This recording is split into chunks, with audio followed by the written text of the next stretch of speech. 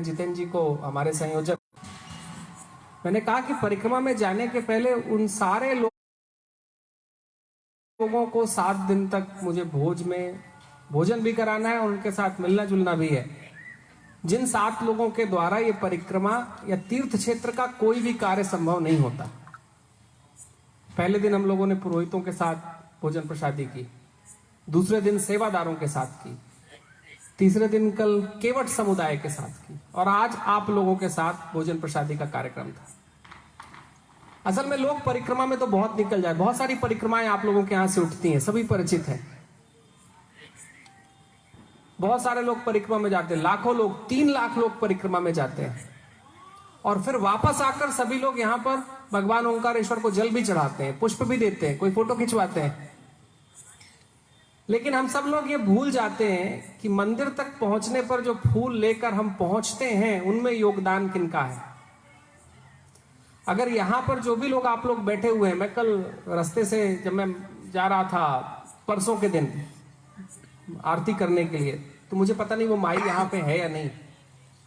वो रात को कोई 6:30 पौने 7 बज रहे थे, एक छोटा सा बालक उनके साथ था जो साथ में वहां पर बैठकर कुछ लिख पढ़ रहा था। मुझे आइडिया नहीं है क्या लिख पढ़ रहा था, लेकिन वो माई वहां पर बैठकर अभी भी मैया के लिए कुछ ना कुछ भक्तों को दे रही थी, क्योंकि लोग वहां पर थे।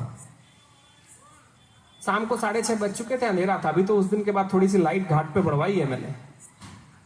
मुझे लगा कि जब इतने समय तक, इतनी देरी के बाद भी, जैसा जितेंद्र जी ने कहा, कोई बहुत ज्यादा इससे कोई इनकम नहीं होती है, लेकिन कम से कम एक बात होती है कि लोग जब मैया के घाट तक पहुंचते हैं या भगवान तक पहुंचते हैं तो आप लोगों से फूल माला लेकर पहुंचते हैं।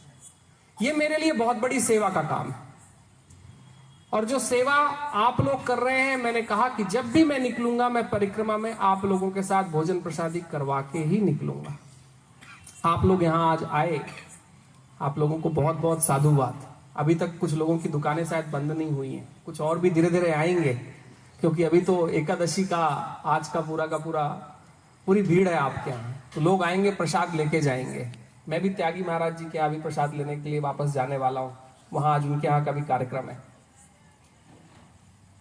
मैं एक बात सबको कह रहा था, जब बहुत सारे लोग यहाँ पर पिछले कुछ दिनों में कुछ पत्रकार मेरे पास आए और उन्होंने कहा कि आपने कार्यक्रम जितने रख रखे हैं वो कार्यक्रम सामाजिकता के कार्यक्रम है। मैंने उन्हें कहा नहीं, ये सामाजिकता के नहीं, ये धार्मिकता के कार्यक्रम है, क्योंकि धर्म के क्षेत्र से हम लोग भूल गए हैं उन लोगों के प्रति आदर प्रस्तुत करना जो आज कहीं मंदिरों के पास या मैया के पास बैठकर फूल माल्या की सेवा कर रहे हैं। छोटी छोटी दुकानें हैं।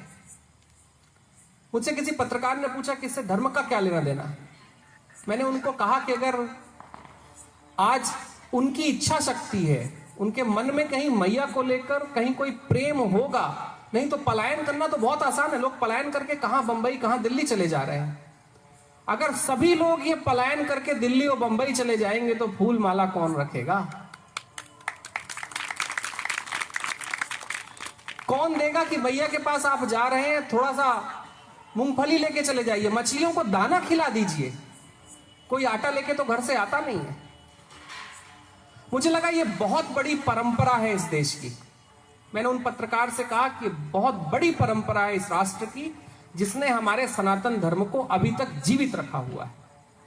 नहीं तो विदेशों में जाइए, वहां तो मोमबत्ती जलाने की भी कोई दुकान आपको मिलती नहीं है। हमारे यहाँ भगवान की पूजा का सारा साधन मंदिरों के सामने मौजूद है।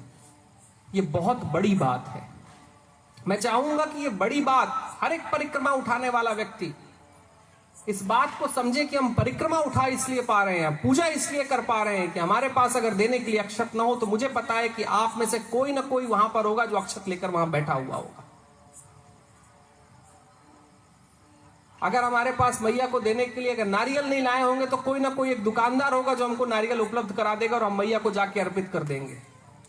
अगर कुछ भी नहीं मिलेगा, कोई बहुत भारी मालाएं नहीं मिलेंगी, तो भगवान को अर्पित करने के लिए थोड़ा सा पुष्प जरूर मिल जाएगा।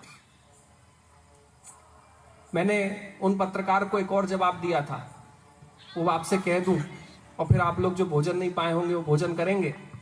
मैंने उन पत्रकार से यह भी कहा था कि होता यह है कि जब परिक्रमाएं उठती हैं तो मंच बहुत बड़े हो जाते हैं, कुछ बड़े लोगों के भी हो जाते हैं जिन्हें हम बड़ा मानते हैं। अब वो बात हटा दीजिए कौन बड़ा है कौन छोटा।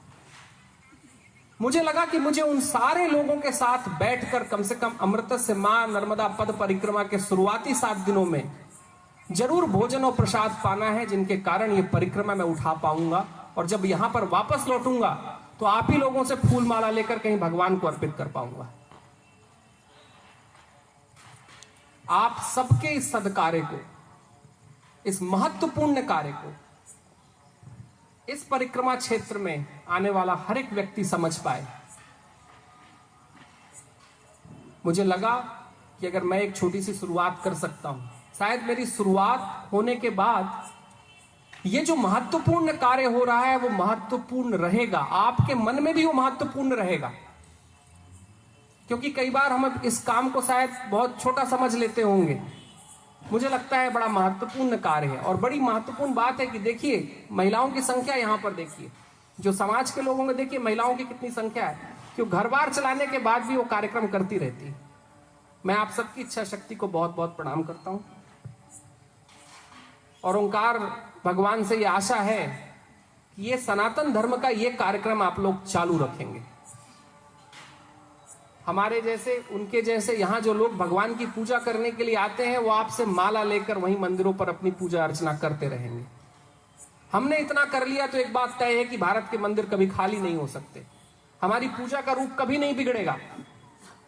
जिस प्रकार से सनातन धर्म की हजारों सालों से पूजा अनुष्ठान हो रहा है, वह अनुष्ठान का कार्यक्रम चलता रहेगा। आप ही लोग उसकी वजह हैं, ये वजह यथावत रहे। मैं आप सभी लोगों को, आज आप सब प्रसाद में आए, आप सभी को बहुत बहुत साधुवाद। नर्मदे हर।